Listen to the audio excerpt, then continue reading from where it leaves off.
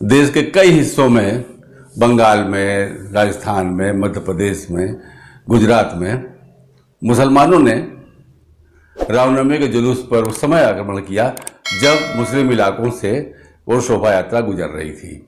रामनवमी की शोभा यात्रा गुजर रही थी, मुस्लिम इलाकों से मस्जिद के आसपास गुजर रही होगी, तो मुसलमानों को नागवार गुजरा और उन्होंने उस पर आक्रमण कर दिया जिस भी तरीके से, यानी ईंटा पत्थर फेंकना, धारदार हथियार से आक्रमण करना, लोगों को दौड़ा दौड़ा के मारना। अब दरअसल बात यह है कि आप तो जुलूस लेके जा रहे हैं, तैयारी से तो आप जाएंगे नहीं, आप तो भीड़ की शक्ल में हैं और उनको तो आक्रमण करना है। उनका तो बेहद आसान है भाई, आप टारगेट हैं, आप उनके इलाके में घुसे हैं। हमारे देश के तमाम बुद्धिजीवियों ने सलाह दिया हिंदुओं को कि आप मुस्लिम इलाकों से होकर क्यों गुजरते हैं भाई। ये तो ठीक ऐसा हो कि कहीं जंगली जानवर हों, रहते हों, कहा जाए भाई देखिए उस इलाके में जंगली हिंसक जानवर रहते हैं, उस जंगल से होकर मत जाइए, वो जंगल का रास्ता खतरनाक है। क्या वो जंगल है? हमारे देश में ये मुस्लिम इलाके बनाए किसने? ये कांग्रेस की देन रही है। पहले तो इतने मुस्लिम इलाके देश में नहीं था, अब तो एक एक जिले में, छोड़िए शहर छोड़िए, एक एक जिले में 4-4, 5-5 पाकिस्तान हैं। आप किस शहर की बात करते हैं? लखनऊ देखिए, कानपुर देखिए, इलाहाबाद देखिए, बनारस देखिए, हर जगह आपको मिलेंगे। जौनपुर देखिए, मऊ देखिए, आजमगढ़ देखिए। पाकिस्तान क्या मिनी पाकिस्तान नहीं है, बड़े बड़े पाकिस्तान हो गए हैं। आजमगढ़ और मऊ तो बहुत बुरी हालत में है। जब रामनवमी के जुलूस पर अटैक हुआ तो तमाम उस पर टीवी डिबेट चल रही है, अरे हमारे देश में जब हिंदू सुरक्षित नहीं है तो पाकिस्तान में और दुनिया में क्या सुरक्षित होंगे हिंदू?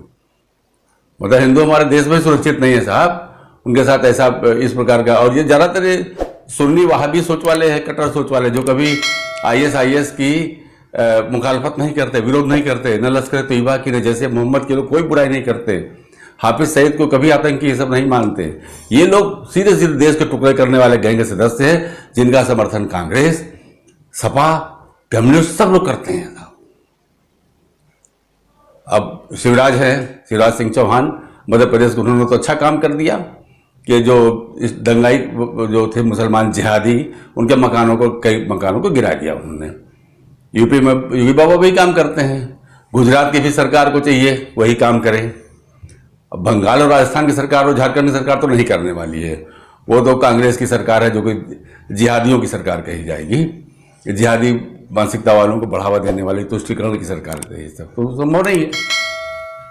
अब देश के लोगों को ये सोचना होगा कि ये जो गंगा जमुनी संस्कृति है, भाईचारा है, इसको पुनर्विचार करें इस पर, क्योंकि ये सच नहीं है, झूठ है।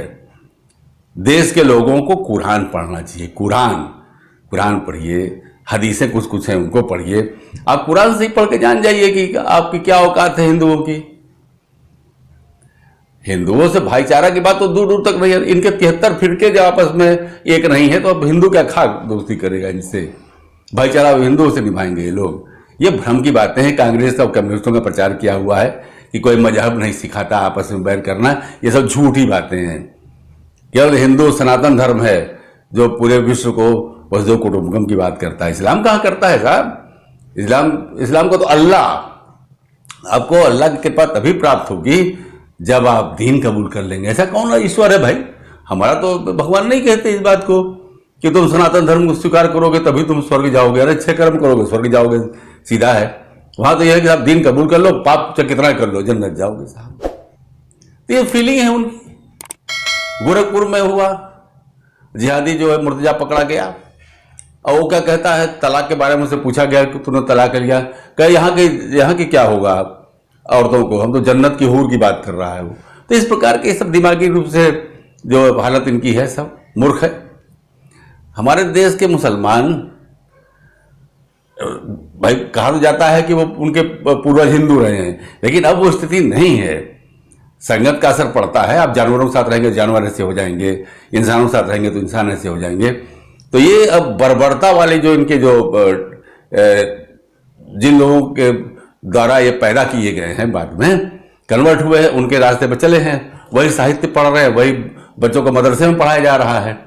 तो सब चीज़ें यही घुमा फिरा के वही है। जब कुरान पढ़ते हैं, ये जाहिर बात है कि सनातन धर्म वालों के लिए अच्छी सोच इनके मन में आ ही नहीं सकती। सनातन धर्म क्या, आपस में विभेद इनमें ही बहुत ज्यादा है। ईसाई हो चाहे सिख हो, इनको किसी से मतलब नहीं है।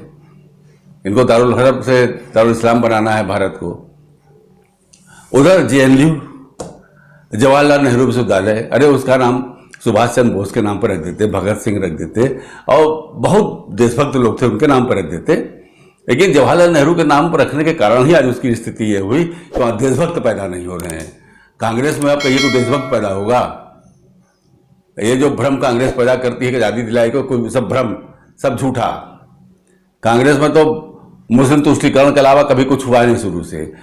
सोमनाथ मंदिर के पुनर्निर्माण की बात उठी, नेहरू ने विरोध किया, राजेंद्र प्रसाद उसके बाद गए, लेकिन बेचारे राजेंद्र प्रसाद के साथ जो दुर्गति हुई है, आप लोग नेट पर सर्च करके पढ़ लीजिएगा कि भारत के राष्ट्रपति का कितना अपमान हुआ नेहरू ने किया। उसके बाद अब वो बिना इलाज के सदाकत आश्रम पटना में मर गए राजेंद्र प्रसाद। ये हमारा देश रहा है, भुला दिया लोगों ने, ये कांग्रेसियों ने ये सब काम किया।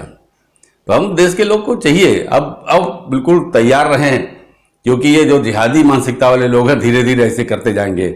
अब इनकी जनसंख्या 30% के आसपास हो रही है या ज़्यादा हो रही होगी, जनसंख्या तो गणना हुई नहीं है अभी।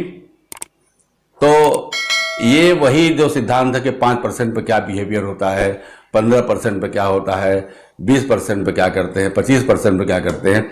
अब इनकी जो आबादी बढ़ के जो परसेंटेज में है, ये धीरे धीरे विक्टिम कार्ड खेलना, सारा गंदे काम करने के बाद दूसरे पर दोषारोपण करना, ईंटा फेंकना, अपराध करना, आतंकवाद फैलाना, उसके बाद दोष हिंदुओं को देना, ये इनकी ऐसी चीज़ें शुरू हो गई हैं। अब ये विक्टिम कार्ड खेलेंगे, मुसलमानों को तस्त किया जाता है, परेशान किया जाता है, ये है वो है, दुनिया भर का ये अनर्गल प्रलाप करेंगे और उसके बाद मांग करेंगे अब हम नहीं रह सकते, भारत में अलग देश बनाया जाए। लेकिन ये सोच जान लीजिए, और वैसे ने कुछ दिन पहले कहा था ना कि जब मोदी नहीं रहेंगे, जब योगी नहीं रहेंगे तो तुम्हारा क्या होगा। तो वही हिंदुओं को मैं बता रहा हूँ कि हिंदुओं, अगर आप ये चाह रहे हो कि हिंदू सही सलामत रहें देश में, तो आप मोदी योगी जैसे ही नेता को चुने। अब ये सेकुलर कांग्रेस और सपा, ये अखिलेश यादव टाइप के नेता को चुन के अपने पैर में कुल्हाड़ी मारिएगा भविष्य में। आप देख रहे हैं, अभी तो बीजेपी का शासन है तब ये हालत है कि अटैक हो रहा है रामनवमी के जुलूस पर, हिंदुओं पर अटैक सीधे सीधे हो रहा है, हिंदुओं की हत्याएं हो रही हैं सुरक्षित तरीके से। तो बस आप चुप बैठे बैठे केवल टीवी के न्यूज़ देख लेना या उस पर 2-4 ठो विचार मंथन कर लेना, इससे काम नहीं चलने वाला। अब ये भर्सना वर्सना निंदा वाला काम कर दीजिए, ये बंद करिए कि अब जो होगा देखा जाएगा, अब अगली बार ये किया जाएगा। कुछ नहीं, तुरंत परिणाम देने की जरूरत है। अगर आप अब रिजल्ट देने को नहीं तैयार हैं तो चक्कर ये है कि हिंदू के साथ एक प्रॉब्लम जबरदस्त है। एक तो हर घर में 1-2 बच्चे हैं, सीधी सी बात है, 1-2 बच्चे हैं और वो करियर ओरिएंटेड हैं। तो हिंदुओं को सुरक्षा तो वैसे भी नहीं है, मुसलमानों को पूरा प्रोटेक्शन है। आप ध्यान रखें, मुसलमान अगर अपराधी है, आतंकवादी गतिविधियों में लिप्त है, उसके लिए पूरी संस्था मुसलमानों की लगी रहती है, उसकी सुरक्षा के लिए हर तरीके से देखभाल करेगी। बस वो अपराधी हो जाए, आतंकवादी हो जाए, पूरी मुसलमान की संस्था जितनी है भारत में सब उसमें लग जाएंगी। यहाँ तक कि कोर्ट में उसकी तरफ से वकालत करेंगे, पैसा भी करवा दूंगी। हिंदुओं के जैसा कोई संगठन नहीं है। तो हिंदू बेचारा तो अगर बच्चा कोई सा हरकत करे या वो इत्तेफाक से उसकी डेथ हो जाए तो उसकी मदद करने वाला कोई नहीं है। उसके खिलाफ कानूनी कार्रवाई हो जाए तो कोई मदद करने वाला नहीं, सब कन्नी काट लेंगे। ये है। और भारत के इतने बड़े बड़े बिजनेसमैन हैं ये लोग हैं, एक पैसा जैसे उनके यहाँ जकात दिया जाता है, मुस्लिमों का एक नियम है कि जकात देते हैं साहब, तो जकात का धन अच्छे काम में तो इस्तेमाल नहीं होता। बहरहाल उस पर तो जांच होनी चाहिए कि कब क्या इस्तेमाल होता है। तो भारत में ऐसा कुछ धन होना चाहिए कि आप मदद करें उन लोगों की जो कि देश के लिए अब खड़े हो सके। क्या सेना ही बॉर्डर पर ही लड़ेगी, अंदर भी लड़ने की जरूरत है। हमारे देश के अंदर अगर लोग अब नहीं लड़ेंगे खड़े होके तो यही हाल होगा, बस रोते रहेंगे। हिंदू औरतें रोती रहती हैं बैठ के, या हजारों साल से रो रही हैं, हिंदू रो रहे हैं हजारों साल से। जब मुसलमान आक्रमणकारी आते थे, मार काट के पुरुषों को मार देते थे, औरतों को बंधक बना के ले जाते थे, बच्चों को, तो तब रोते थे सब। वही हाल आज भी है।